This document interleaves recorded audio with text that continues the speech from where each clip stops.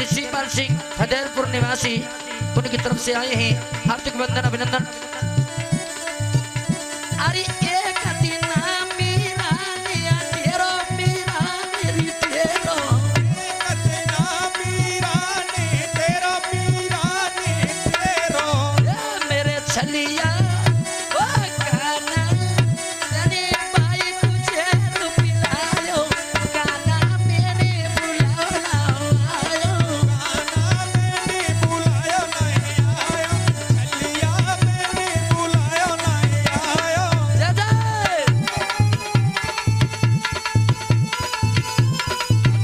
राधे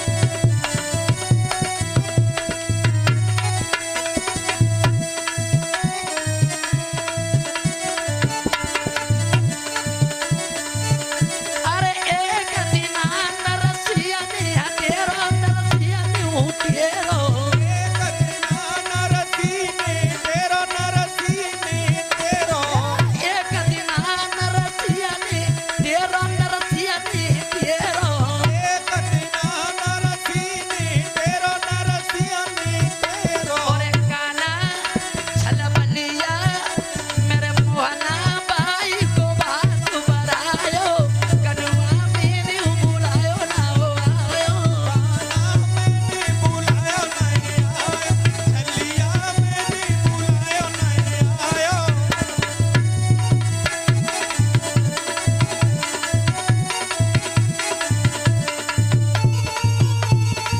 राधे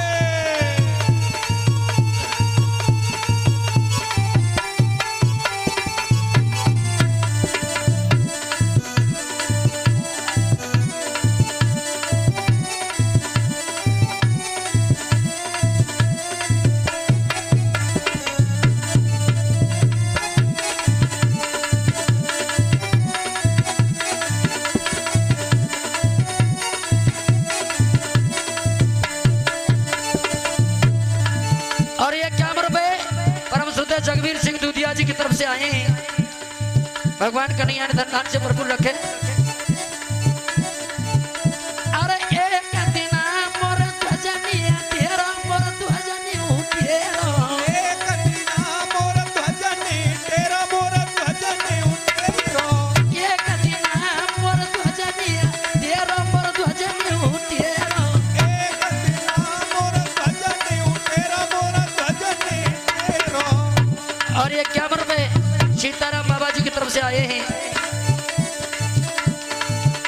मेरा काना और छलिया मेरा काना भाई पे आरो चलायो, काना मेरे बुलायो ना हो आयो, काना मैंने बुलायो नहीं आयो, छलिया मैंने बुलायो नहीं आयो।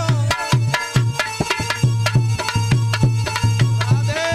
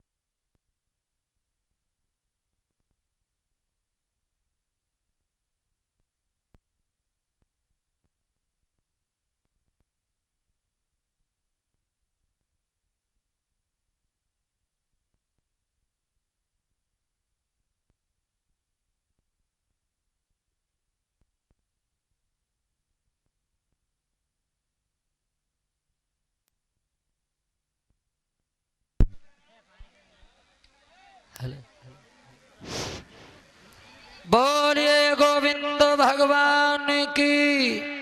भाई जोर से जयकार लगाओ, बोलिए वृंदावन बिहारी लाल की।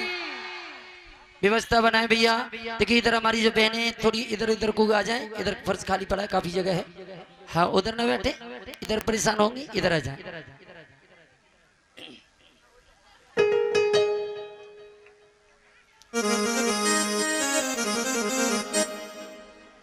श्री सुखदेव जी कहने लगे हैं राजन परीक्षित,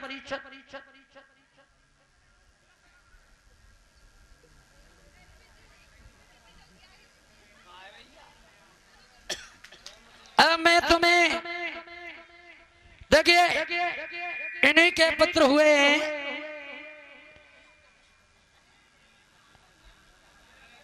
श्री सुखदेव जी कहने लगे राजन परीक्षित,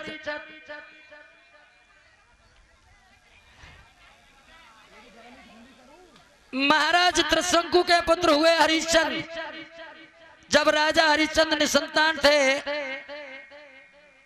तब अपने उत्पन्न की बलि देकर वरुण देव को प्रसन्न किया और राजा ने उनको खुश करने का भी वचन दिया। तब वरुण देव ने राजा हरिश्चंद्र को एक पुत्र दिया। कुछ दिन पश्चात उक्त वचन अनुसार वरुण देव ने जब पुत्र की बलि मांगी तब राजा हरिश्चंद्र ने कहा महाराज बच्चे को अभी 10 दिन का हो जाने दो। इस प्रकार से राजा वरुण देव को बहकाता रहा। इधर रोहित बड़ा हो गया। जब रोहित को पता चला कि मेरे पिताजी मेरी बलि देना चाहते हैं तो वह घर छोड़ करके वन में चला गया। इधर वरुण देव ने भगवान के भक्तों रुष्ट होकर के राजा हरिश्चंद्र को महोदर रोग दे दिया। जब रोहित को पता चला कि मेरे पिता को महोदर रोग हो गया है तो उसने वो अपने नगर चल दिया। इस प्रकार से रोहित 6 वर्ष बीत गए। जब भी वो अपने पिता के पास आने की विचार करता तभी इंद्र ब्राह्मण का वेश धारण करके आ जाते। 7वें वर्ष में रोहित ने अजीर गत से सुने शेष को मोल ले लिया और उसे यज्ञ पशु बना करके अपने पिता को सौंप करके चरणों में प्रणाम किया। तब सुने शेष को भेंट वरुण देव की दी गई। तब राजा हरिश्चंद्र का महोदर रोग खत्म हुआ। इधर राजा हरिश्चंद्र हमेशा यज्ञ किया करते थे। जब राजा हरिश्चंद्र ने 99 अश्वमेध यज्ञ किए, जब 100वां यज्ञ करने के लिए जा रहे थे तो राजा इंद्र को डर हुआ कि यदि राजा का 100वां यज्ञ पूरा हो गया तो ये मेरे इंद्रासन को छीन लेगा। ऐसा विचार करके वे विश्वामित्र के पास गए और सारा हल कह सुनाया। तब विश्वामित्र ब्राह्मण का वेश धारण करके राजा हरिश्चंद्र की सभा में गए और छल करके उनका सर्वस्व दान में ले लिया। बोलिए गोविंद भगवान की। कुछ लोग कहते हैं कि उन्होंने शूकर को मारने के लिए गई कि शूकर की शिकार के लिए मेरा दावा है।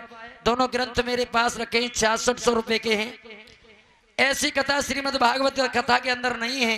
जो मैं कह रहा हूं बिल्कुल सत्य यही है। लोग अपनी तरफ से कहते हैं कि शूकर को मारा कि ये हुआ कि वो हुआ, ऐसी कोई कथा नहीं है।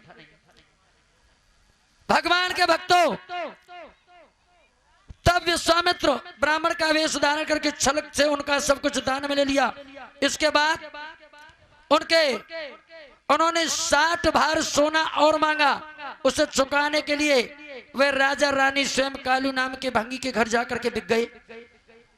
देखिए लोग कहते हैं 60 भार सोने में बिक गए, लेकिन 60 भार सोने का परिमाप कितना होता है किसी ने नहीं बताया होगा। मैं तुम्हें बता रहा हूं, याद रखना 60 भार कितना होता है। एक भार की परिभाषा होती है। देखिए 60 भार की परिभाषा बता रहा हूं मैं। 4 परधी और 4 परधी का एक धान की एक गुंजा, 5 गुंजा का एक पण, 8 पण का एक धरण, 8 धरण का एक कर्ष, 4 कर्ष का एक पल, 100 पल की एक तुला और 20 तुला का एक भार कहलाता है। बोलिए गोविंद भगवान की। कुल मिलाकर के 600 तुला बराबर 60 भार।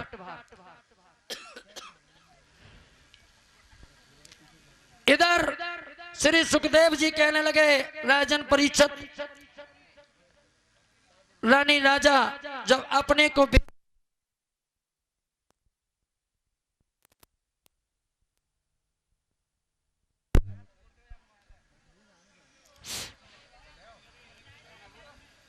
इधर रानी रो करके कहने लगी है अपने पति से, महाराज हाँ सुनिए,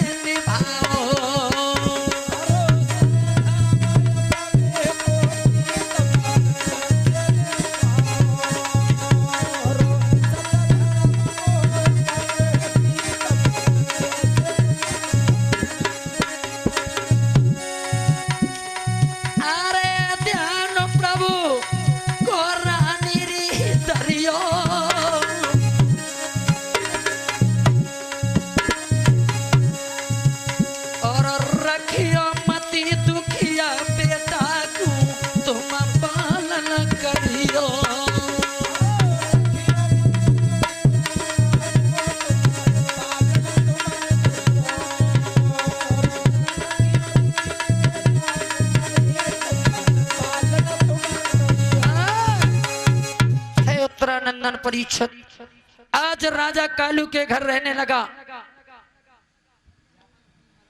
कालू डेली उसे भोजन करने के लिए बांध दिया एक दुकान पर कि जाओ यहां से तुम भोजन लेना और खाना, लेकिन उसने एक भी दिन भोजन नहीं किया,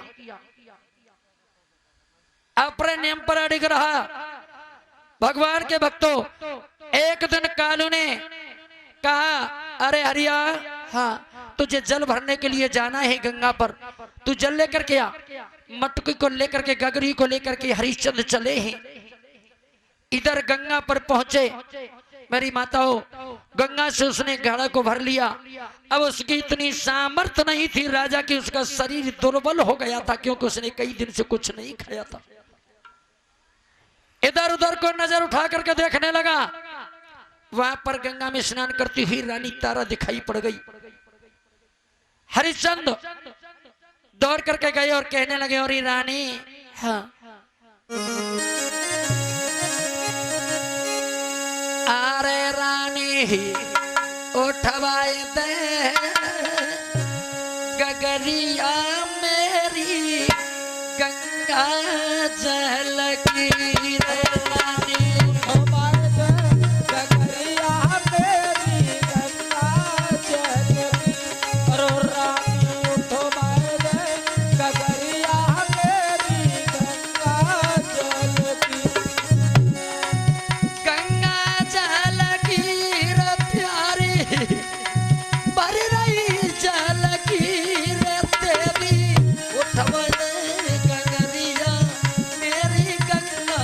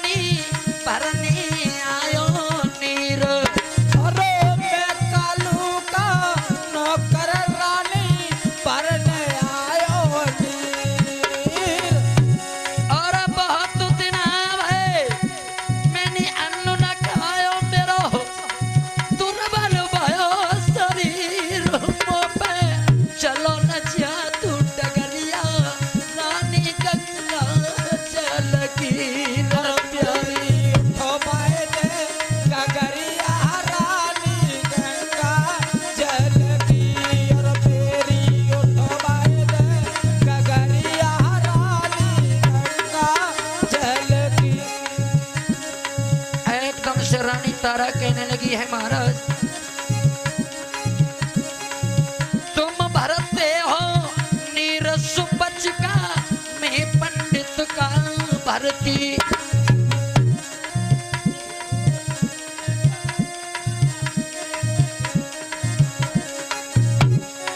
धर्म जाए मजबूर करो मत, पैर तुम्हारे पड़ती मोकू उकेगी डगरिया स्वामी गंगा जल की। और फेरी उठवाए दे गगरिया रानी गंगा जल की। और फेरी उठवाए दे गगरिया रानी गंगा जल की। ए महाराज रानी तारा कहने लगी मैं तुम्हें युक्ति बताने देती हूँ, सुनो। भरा हुआ घट जल के अंदर प्रीतम तुम ले जाओ। भरा हुआ घट जल के अंदर प्रीतम तुम ले जाओ। करनो नाई जोर पड़ेगो सेज में घड़ा उठाओ। दिल में धारो जरा शबरिया रानी गंगा जल की। और फेरी उठवाए दे गगरिया रानी गंगा जल की। और फेरी उठवाए दे गगरिया रानी गंगा जल की। ये 51 रुपए मोहन दलालपुर जी से आए हैं। मोहन जी भगवान कन्हैया ने धन धान से भरपूर रखे, हमेशा खुश रखे मेरी बंधुओं मेरी माताओं।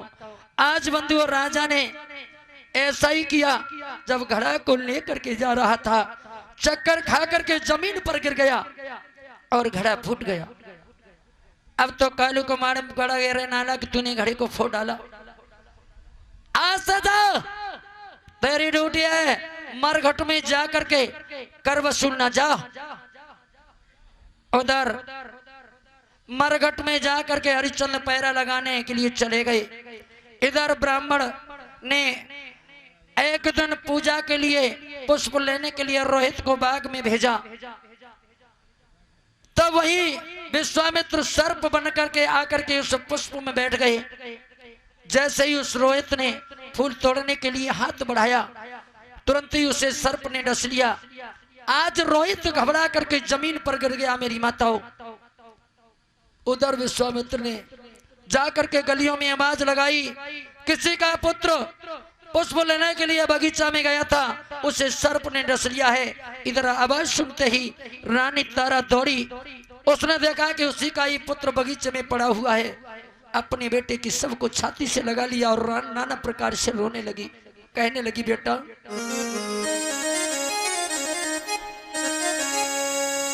नैया बड़ी मझधार में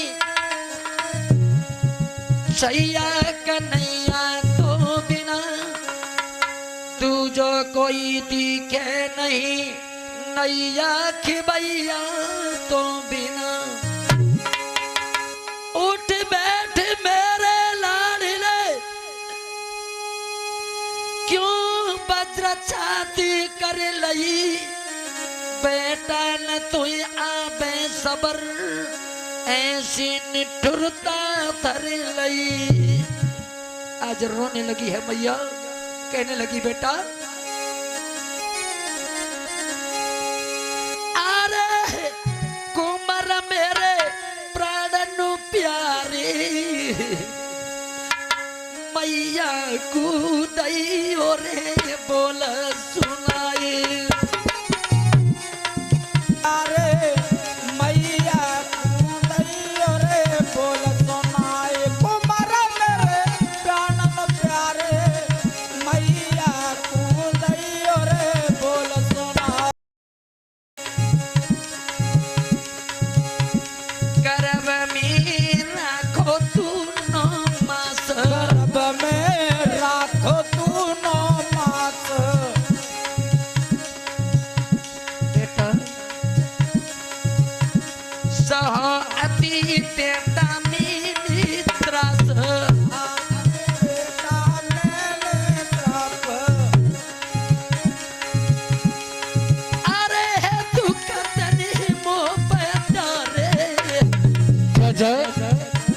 मैया कुरे दैयो बोल सुनाए। कुंवर मेरे प्राणन प्यारे मैया कुरे दैयो बोल सुनाए। कुंवर मेरे प्राणन प्यारे मैया कुरे दैयो बोल सुनाए।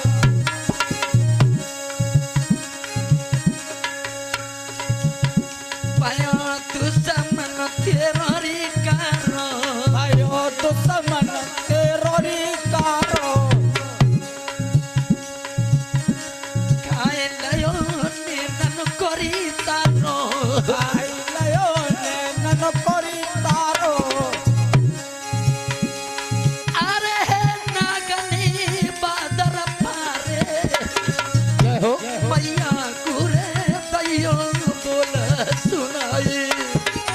प्राणन प्यारे मैया कुदैयो रे बोल सुनाए। कुंवर मेरे प्राणन प्यारे मैया कुदैयो रे बोल सुनाए।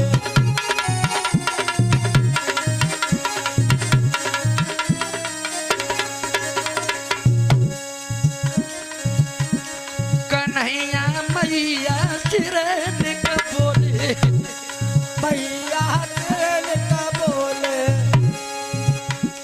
अरे रोता से कुमार द्रग खोले रोटा कुमार का खोले। अरे रैया दुखिया डकराई रे मैया कुरे दैयो बोल सुनाई। कुंवर मेरे प्राणन प्यारे मैया कुदैयो रे बोल सुनाए। कुंवर मेरे प्राणन प्यारे मैया कुदैयो रे बोल सुनाए। लला में कैसी बातू तीर में कैसे बांधू हीर भरे पति भंगी के घर नीर हरे पुते भंगी के घर नीर। अरे बीच धरती मोइरे मैया कुरे दैयो बोल सुनाई। लला मेरे प्राणन प्यारे मैया कुदैयो रे बोल सुनाए। लला मेरे प्राणन प्यारे मैया कुदैयो रे बोल सुनाए। बोलिए गोविंद भगवान की जय। आज मेरी माता बहनों इसी बीच देखिए 51 रुपए का आशीर्वाद प्रदान हुआ है ठाकुर जी के दरबार में। परम श्रद्धेय हमारे बड़े भाई गजेंद्र सिंह चौधरी साहब की तरफ से हार्दिक हार्दिक वंदन। भगवान कन्हैया उन्हें धन धान से भरपूर रखे। इधर तारा रोती बिलखती अपने पुत्र को सबको लेकर के मरघट में पहुंच गई। वहां देखा हरिया हाथ में बांस लेकर के मरघट का पैरा लगा रहा है। जब हरिया ने देखा पूछा अरे तू कौन है, आधी रात के समय पर ये क्यों शोर मचा रही है। तो रानी तारा रो करके कहने लगी महाराज मैं आपकी वही रानी तारा हूं और ये आपका बेटा वही रोत है। हो कहने लगे हरिचंद आ जाओ। रानी तुझे याद आई तो आ जाई। आज तुझे मालूम पड़ा कि तू मेरी पत्नी है या मैं तेरा पति हूँ। उस दिन की तुझे याद है। रो करके हरिचंद कहने लगे आंखों में अश्रु की धारा भर करके